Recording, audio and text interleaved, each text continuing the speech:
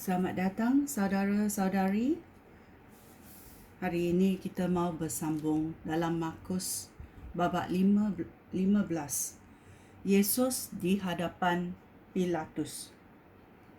Pada pagi-pagi sekali, para ketua imam, pemimpin masyarakat Yahudi, guru Taurat dan anggota-anggota lain daripada majlis agama bermesyuarat untuk membuat beberapa rancangan.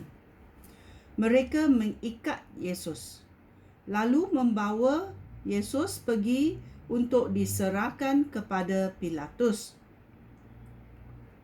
Pilatus bertanya kepada Yesus, "Betulkah kamu raja orang Yahudi?" Yesus menjawab, "Begitulah yang Tuan katakan." Ketua-ketua imam melemparkan banyak tuduhan terhadap Yesus. Lalu Pilatus bertanya lagi kepada Yesus, "Tidak maukah kamu menjawab? Lihatlah betapa banyaknya tuduhan yang dilemparkan oleh mereka terhadap kamu." Sekali lagi, Yesus tidak mahu menjawab sepatah pun, sehingga Pilatus merasa hairan. Yesus dijatuhkan hukuman mati. Ayat 6. Pada tiap-tiap perayaan Paskah, Pilatus biasanya membebaskan seorang tahanan yang dikehendaki orang ramai. Pada masa itu, seorang bernama Barabas ada di dalam penjara bersama-sama dengan semua pemberontak lain yang telah melakukan pembunuhan pada masa kerusuhan. Ketika orang ramai berkumpul dan seperti biasa mula meminta Pilatus membebaskan orang tahanan, Pilatus bertanya kepada mereka, "Adakah kamu mahu aku membebaskan raja orang Yahudi ini?" Pilatus tahu betul bahawa ketua-ketua imam telah menyerahkan Yesus kepadanya kerana mereka iri hati. Tetapi para ketua imam menghasut orang ramai supaya meminta Pilatus membebaskan Barabas. Pilatus berkata lagi kepada orang ramai itu, "Jika demikian, apakah yang kamu ingin aku lakukan terhadap orang yang kamu sebut raja orang Yahudi?" Mereka berteriak, "Salibkan dia." Pilatus bertanya, "Tetapi kejahatan apa yang sudah dilakukannya?" Mereka berteriak lebih kuat lagi, "Salibkan dia." Pilatus hendak menyenangkan hati orang ramai, maka dia membebaskan Barabas untuk mereka. Kemudian dia menyuruh orang mencampuk Yesus dan menyerahkan dia kepada askar supaya disalib. Askar-askar mempermainkan Yesus.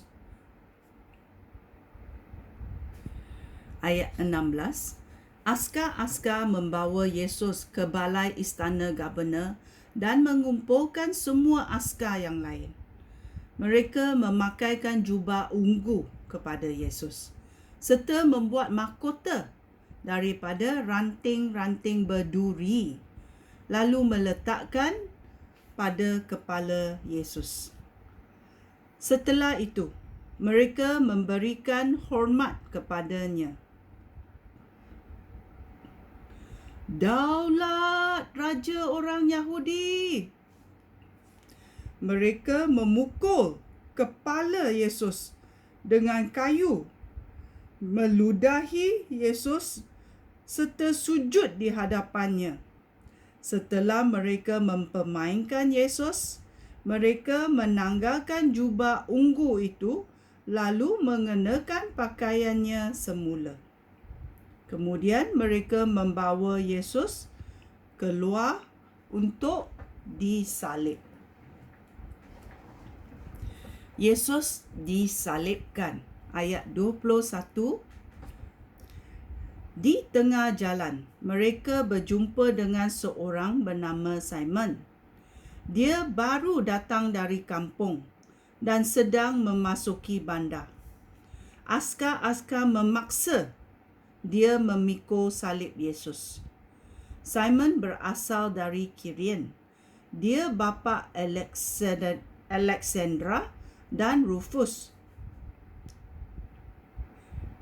Mereka membawa Yesus ke tempat bernama Golgotha, yang bermakna tempat tengkorak. Di situ mereka cuba memberikan wain yang bercampur muil kepada Yesus. Tetapi Yesus tidak mahu meminumnya. Kemudian mereka menyalibkan Yesus, lalu membahagikan pakaiannya di kalangan mereka dengan membuang undi untuk menentukan bahagian masing-masing. Mereka menyalibkan Yesus pada pukul 9 pagi. Pada salib itu dipasang tulisan tentang tuduhan terhadap Yesus, Raja orang Yahudi. Mereka juga menyalibkan 2 orang penjahat bersama-sama Yesus, seorang di sebelah kanan dan seorang lagi di sebelah kiri Yesus. Dengan demikian, apa yang tertulis di dalam Alkitab dipenuhi. Dia dianggap sebagai penjahat. Semua orang yang lalu di situ mengiling-ilingkan kepala sambil mengejek Yesus. Mereka berkata, "Cis, kamu mahu merobohkan rumah Tuhan lalu membinanya semula dalam 3 hari? Sekarang turunlah dari salib itu dan selamatkanlah diri kamu." Para ketua imam dan guru Taurat juga memperolok-olokkan Yesus. Mereka bercakap sesama sendiri, "Dia menyelamatkan orang lain, tetapi tidak dapat menyelamatkan dirinya sendiri. Jika dia Raja Israel, penyelamat yang diutus oleh Allah, biarlah dia turun dari salib, supaya kami melihat dan percaya kepadanya." Kedua-dua orang yang disalibkan bersama-sama Yesus pun menghina dia.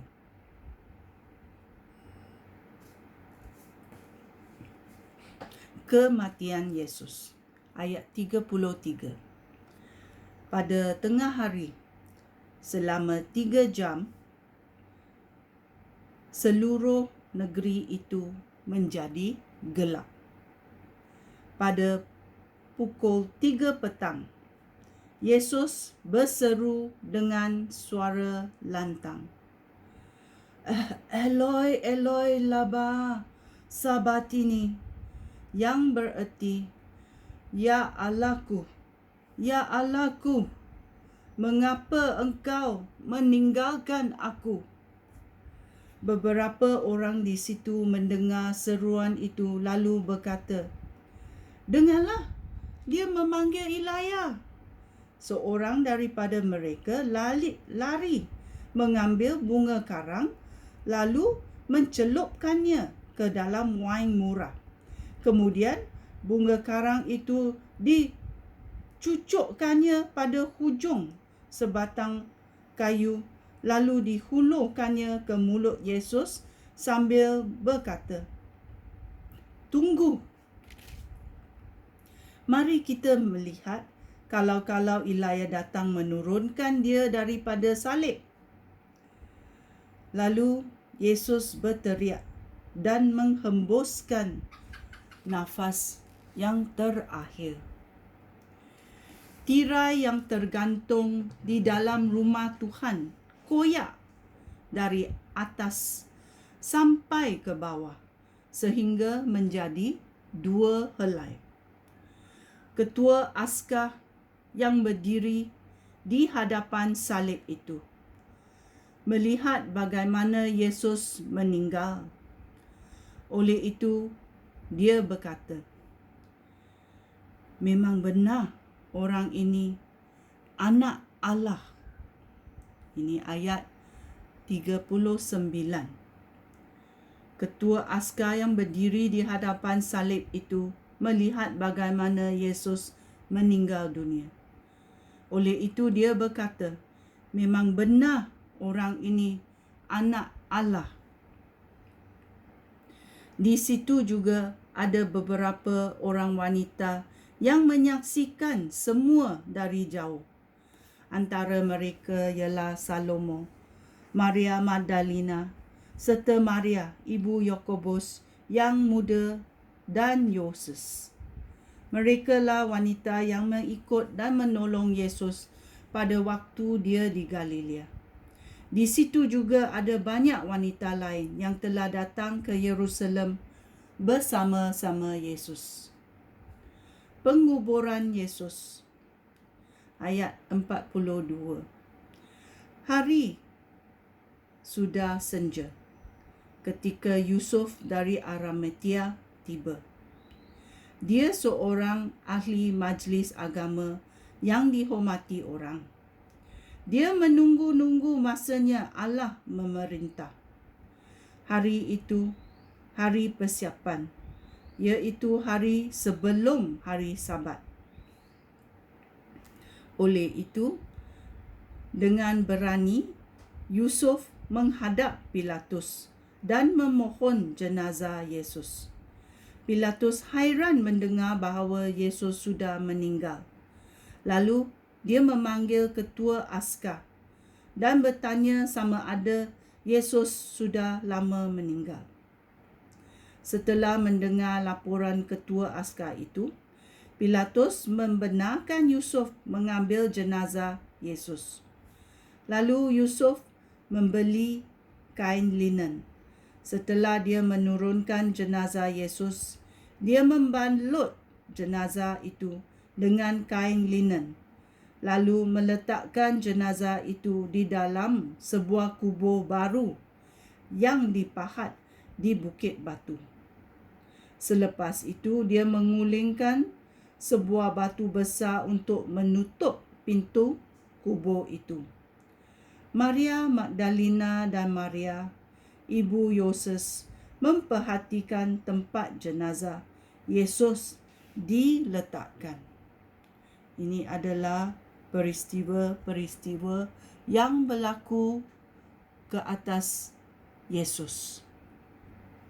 Berita baik. Walaupun penderitaan Yesus sangat mengerikan, tetapi ini adalah berita baik kepada sesiapa yang percaya kepada Yesus.